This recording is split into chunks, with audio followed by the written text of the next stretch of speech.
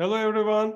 Welcome to our new broadcast series. This is Education Abroad series. We will hold the third one with Ashenafi Beyi from Iowa State University. Please, Ashenafi, I want to introduce you in Turkish to people. Then we will continue in English again. Merhaba, herkes hoş geldi. Bugün 3. seri yapıyoruz yurt dışında eğitimle ilgili. Bugünkü konuğumuz Ashenafi Beyi. Ashenafi, Amerika Birleşik Devletleri'nde Iowa State Üniversitesi'nde doktora eğitimini görüyor. Yakında Ekim'in sonu, Kasım başı gibi de doktorasını bitirecek ve doktor unvanını alacak. Kısaca kendisini tanıtmak istiyorum. Ashenafi Etiyopya doğumlu kendisi ve burada Veteriner Fakültesinden mezun. Birkaç Etiyopya'daki üniversitede öğretim üyesi olarak çalıştı. Daha sonra Hollanda'da bir veteriner hastanesinde çeşitli çalışmalarda bulundu. Sonrasında da Amerika'da Iowa State Üniversitesi'nde doktora eğitimine başladı ve şu anda doktora eğitiminin son aşamasına geldi. Kendisinin ana çalıştığı konu özellikle buzağlarda florokinolon uygulanmasından sonra buradaki mikrobiyata ve antimikrobiyal direnç değişimini incelemektedir. Eğer bu stream esnasında herhangi bir sorunuz olursa bize sormanız için chat box'ı kullanabilirsiniz. Buradaki sorularınızı ben sunumun sonunda Ashenafi'ye tekrardan yönlendireceğim. Okay, Ashenafi, can you introduce a little bit shortly for us? I definitely introduce you in Turkish, but I want to hear in English as well. Hello, everyone. Thank you, Jamal, for this opportunity. I'm happy and glad to join you today and tell you about my work. My name is Ashenafi Beyi. As already Jamal said, I'm from Ethiopia. I studied veterinary medicine. And before I came to the US, I was working in Addis Ababa University as a lecturer. Of course, while I was there, I traveled to Europe and studied a master's in veterinary epidemiology and animal health.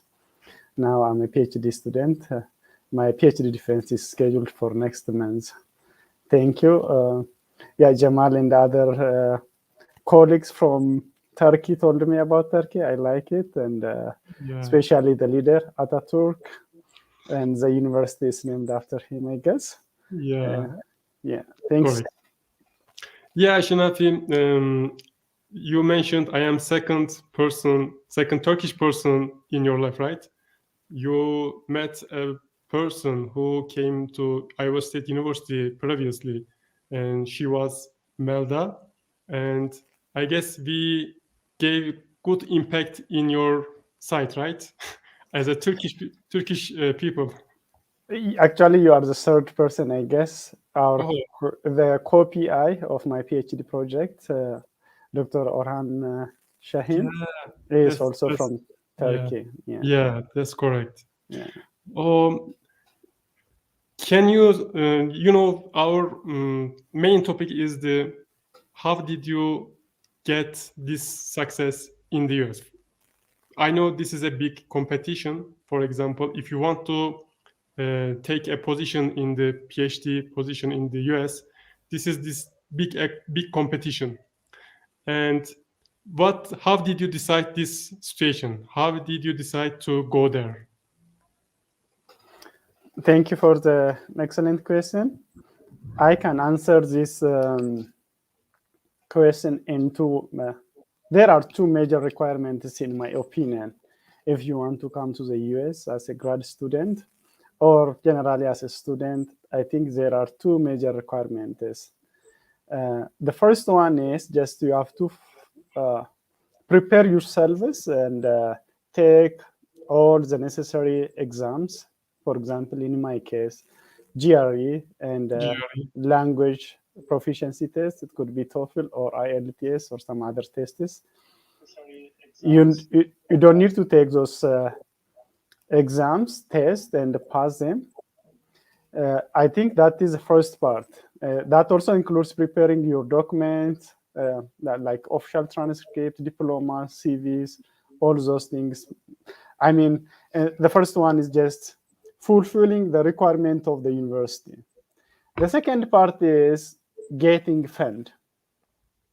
That is, you need to find someone who can give you assistantship and fund your study during your course of study. Could be 4 or 5 years. That means you need to communicate with people. You need to identify professors, PIs who have active project and looking for grad student, and also repeatable in the areas of your discipline. So in short, you need to fulfill the requirement of the university. And second part is you need to find someone who is going to give you an opportunity to work with. Of course, the second part can also be divided into two, because there are some organizations or the US government can provide scholarship. There is a chance that you can get scholarship from your Turkish government or the US government or some other organization who can fund your PhD or master's program. So that means we firstly get some requirement that is including some exam, right? You mentioned theory and TOEFL or IELTS, something like that. That means we have to speak English and we have to understand English, right? This English, is the first requirement. English is the first requirement. That is the university strictly requires. Now it looks like there are lacks in some universities, the requirement due to the pandemic. You can come to the US if you get admission, and you can take the test first semester. I think in 6 months you need to pass. They give you some supplementary tutorials so that you can easily pass the test. Before the pandemic, yes, you need to fulfill all the requirements of the university to come to the US. Yeah. So, when we graduate from veterinary school and we don't have much more idea about this job, and how did you decide the microbiology? For example, maybe you can choose another section in veterinary medicine school, right? But you choose microbiology. How did you decide that point? How did you decide this area? Yeah, you can make decision, I think, in 2 ways, in my opinion. The first one is you set your mind on what you want to be in the future. If you want to be a surgeon or small animal clinician or epidemiologist or microbiologist, you can see which courses, which disciplines interest you while you are a DVM student before graduation, or even after you graduate. You can follow that one, so you can knock where doors where that can open, get you to your interest or your destiny. The second option is looking to all kinds of opportunities and enter to the doors that open in front of you. I think in my case is the second one. Oh, my God. Yeah, so my interest was epidemiology, food safety, microbiology. It's one of my interest area. Microbiology is one of my interest areas. I see. Yeah, it's That's not a good necessarily it's not necessarily the number one, but I was searching for opportunities on those areas, and this one was open, and yeah, I entered into it. Okay, I see. Yeah. Yeah, that's I think not very well point, but yeah, this is a good point. But most of people doing the second option you mentioned. I guess this is my mind, because most of students couldn't decide how can we do in the future. Less people doing some plans, but most of them not giving a very clear decision. Yeah, I want to ask, yeah, you find that position in Iowa State University. Did someone suggest this position, or you were searching in internet or somewhere else? How did you find? How did you find Dr. Plummer Lab? Sorry, I lost your connection. Yeah. My question is, how did you find this position in the US? Did you search in somewhere else, or did someone suggest this position? How did you find it? That's a very interesting question. I think someone who is looking for the opportunity to come to the US needs to know about this thing. Yeah. Yes, most of the things you have seen when you are here in the US works by connection. You need to have connection. Still, you can email, you can go to the website of the university, and you can find the names of the professors and email them. That is, I think, one of the options that we have to contact people. I think we don't need to give up on that one. But the best one is having someone introduce you to a professor or some colleagues. In my case, one of my friends, he was in the US, and he introduced me to the current professor. I emailed my CV to him, and then he invited me for interview. Then they offered me this position, assistant position. So you need to have connection. That is good. You have to give priority. But if you don't have connection, you don't need to give up. You can go to the website of university, and you can find the list of the professors and look at their lab, what they are doing, their publications, their research areas.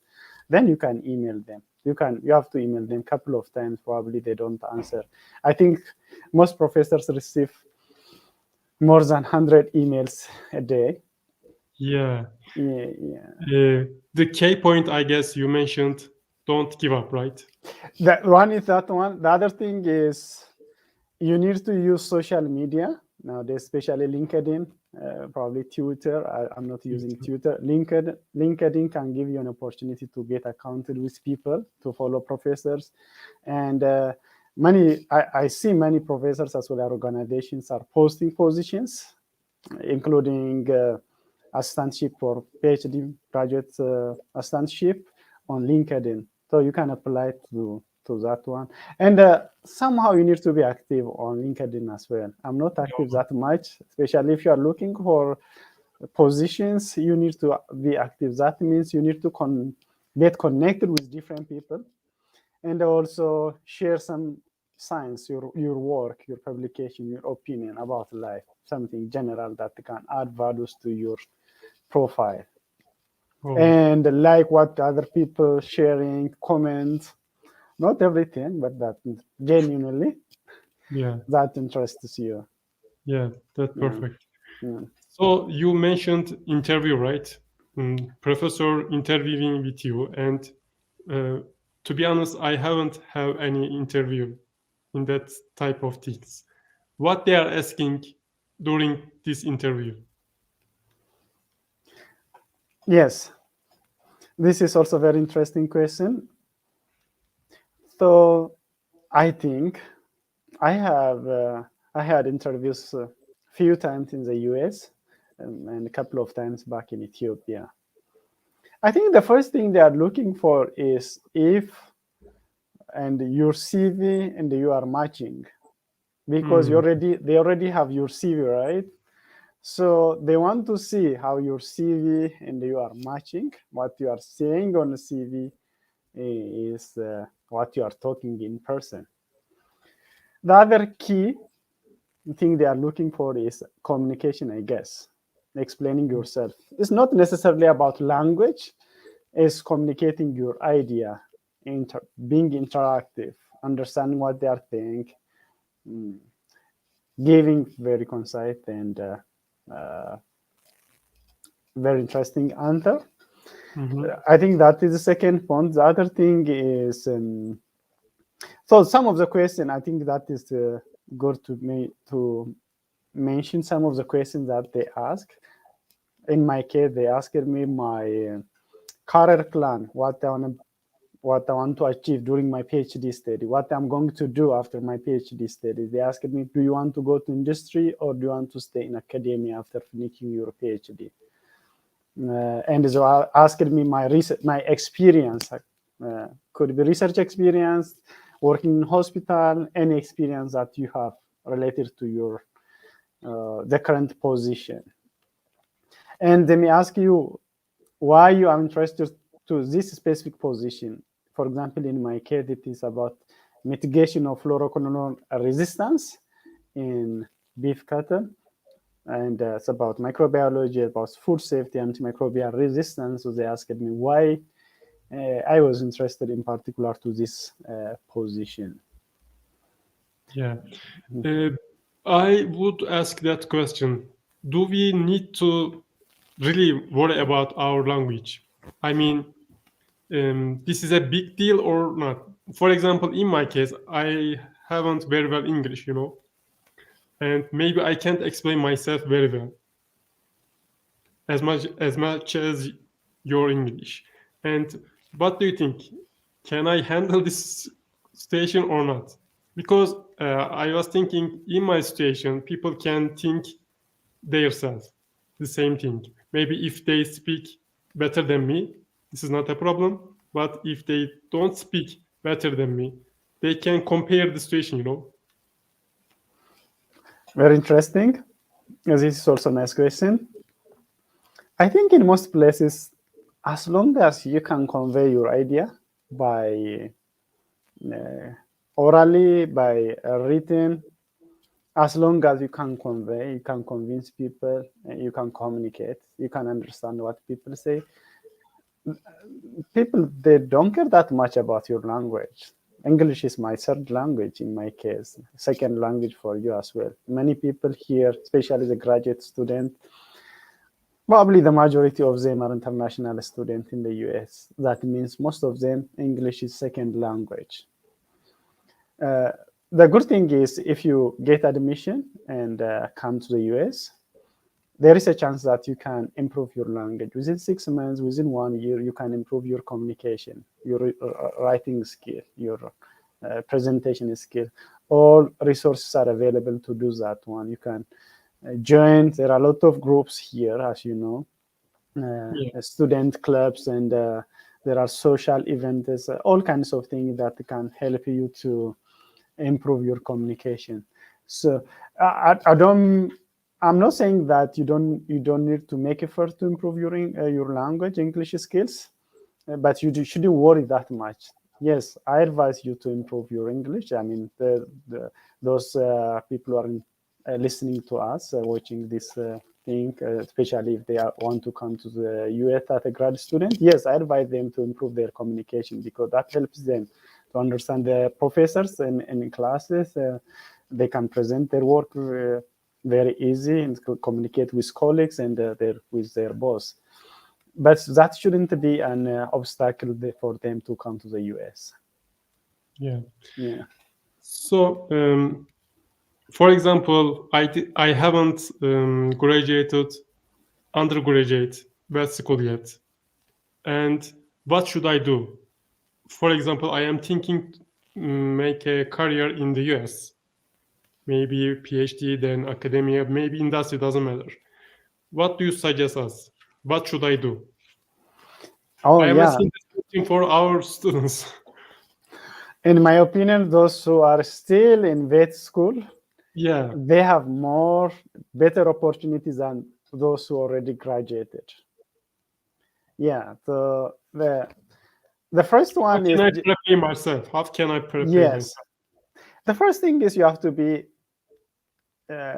good at your major, right? You are a vet student, you have to be good student in vets.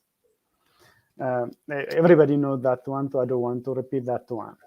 Yeah. So the second thing is you need to identify your future. You have to plan your future career plan. What do you want to be? Do you want to be a clinician, opening your own clinic, working in hospital? I don't know how to work this in Turkey. Or do you want to go? Or do you want to work in academia, become a professor like you, or working in industry?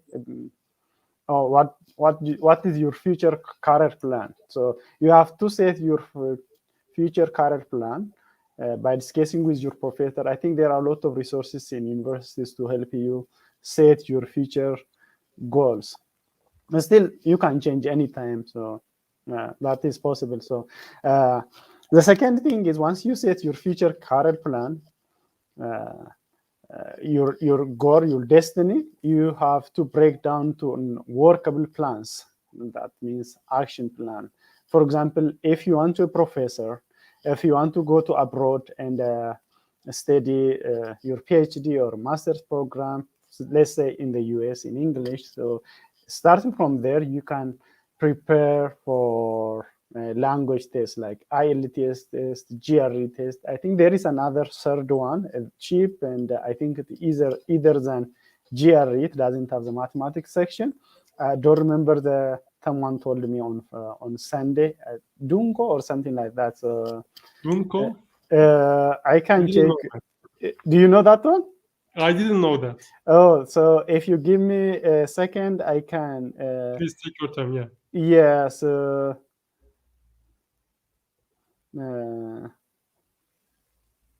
Okay.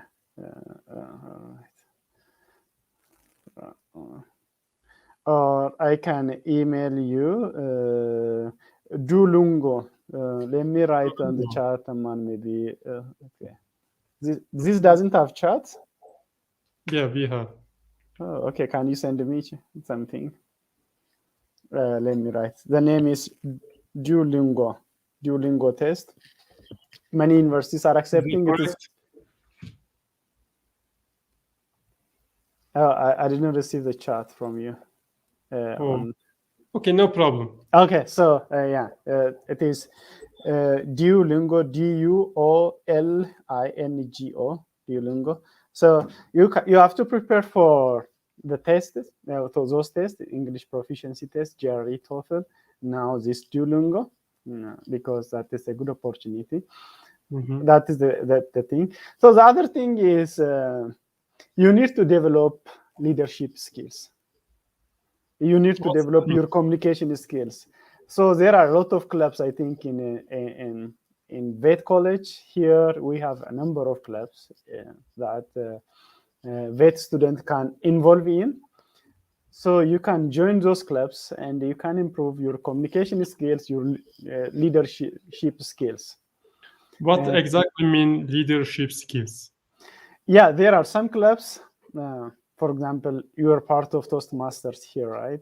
Yeah. Toastmasters club. I think you have Toastmasters in Turkey. In Turkish, in English, in different language. People can join Turkish or animal welfare or some other clubs or green movement. So that bring a lot of people together, right? Clubs that helps you to increase your communication skill, as well as you become a secretary or president or treasurer. That helps you to develop your leadership skills. You can join clubs. You don't.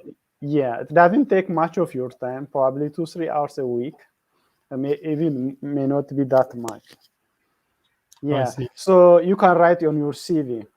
The other advice I have is, I think there are opportunities in Turkey to work in different organizations during summer as the intern student, working in hospital or research organizations or in industry or different companies. You can apply and work on this for 2-3 months. That's fine. Or you can work, for example, if you have a research project, someone can work in your lab.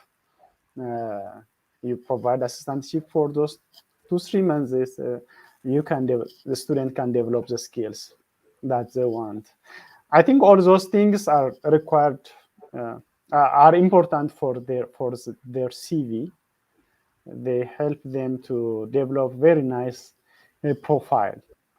And in short, when you are applying for them very competitive position, you have to outstand. You have to be unique. You should be better than the other. Because life is very competitive, as you know. Yeah.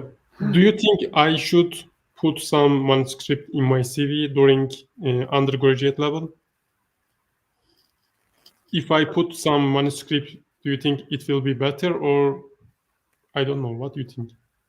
That is very important, Jamal. Yeah, because that shows that you have some research experience, working in lab, organizing your data, writing a manuscript, communicating with editors. You don't need to do all those things. Probably you involve on the lab work, or you write the first draft of the manuscript. Whatever your involvement is, if you have a manuscript, a paper, if you publish the first author or co-author, that's a lot. Tells a lot about your experience. Oh. I know there are some program in the US during summertime, like that call, I guess, summer scholar student, right? Some professor making project and they are having students during summer, and at the end of summer they are presenting their research study in a conference somewhere else. And do you think a student can apply that type of things during summertime? Is it possible or not? I don't know. What do you think a chance for a student from abroad to US? I think that is possible. I know some people. At least I know one person who came from Ethiopia for internship to the US. The issue is the logistic. Mm-hmm. The logistic means you need to pay your flights. Probably the professor who hosts you here can pay for your pocket money while you stay here. Probably the logistic is the issue. So especially the flights. If you pay your ticket, I think you can find someone who can host you for during summer. So some other thing you need to consider is some of the project funds, research funds that professors own. I think they are ear tagged. That means they provide internship only for US citizens or permanent residents. I don't think all research projects are like the same. I think there are a lot of other research projects that are open to anyone. Yes, I think that helps a lot. And I know some people come to the US, especially from Brazil and some other countries, as internship, and they stay here for 1 year, 9 months, 6 months. So there is a chance that you can work also in dairy farms, in hospitals, in different companies, not only in academia. Yeah, I see. Yeah. I think I can understand our conversation. If someone wants to go there and if someone wants to make a career in the US, they need to knock the door, right? Maybe older, but they need to knock. That's it. And I remember one summer I sent more than 20 emails or 30 emails. 30 emails, yeah. Yeah, 30 professors, to 30 professors, yes. Yeah, a few of them replied to me. Actually, I met some of them when I came to the US. Yeah, I want to repeat that sentence. We need to give up. We don't need to give up. Yeah. Yes. Yeah. We definitely can find a door or position in there, right? Because Yes. there are a lot of options in there. There are a lot of options. Yeah, there are a lot of options in there. Yes, there are a lot of options. Yes, so while you make effort, I think you have to also try to learn from your previous failure. For example, you communicate with someone and then he didn't reply your email, or he said, I don't have position, or he said something. And you have to start thinking, analyzing why my email was not didn't get a response. or why this guy rejected my application. So then you can improve based on that one. So it's not a failure by itself if someone doesn't give you a position or if your application is not accepted. That's not a failure. It's part of your experience. So you need to make errors, multiple attempts to improve your service. And the other thing is, I think you need to communicate people who came to the US, have a position, for example, with you or Dr. Shaheen, or even I can help people, guiding people, so how they can prepare TV. Even the way people prepare their CV varies from country to country, right?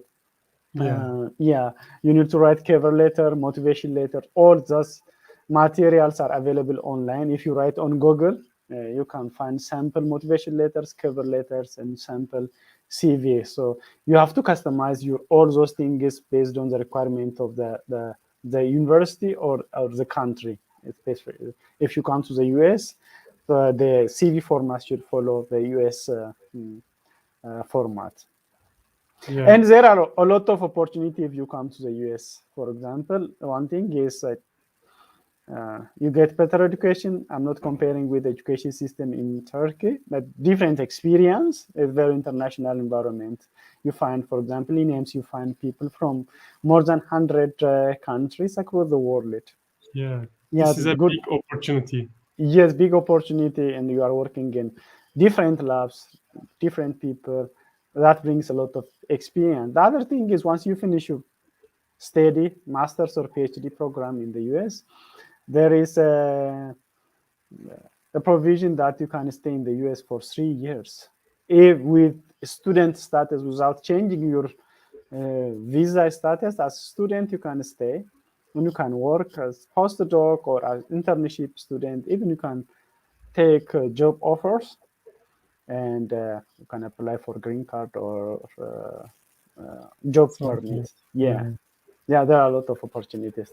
That's why people who want to come to the US need to knock multiple times. Times. Yeah. I would like to ask the last question. Can you summarize your, I guess this is 4 years, right, in PhD in the US? This is my 4th year, yes. 4 years, yeah. Can you summarize these 4 years? It is too long, it is too short, it was tough time. Can you summarize a little bit? Yes, I joined my current lab April 2018. It has been 3 years and a half now.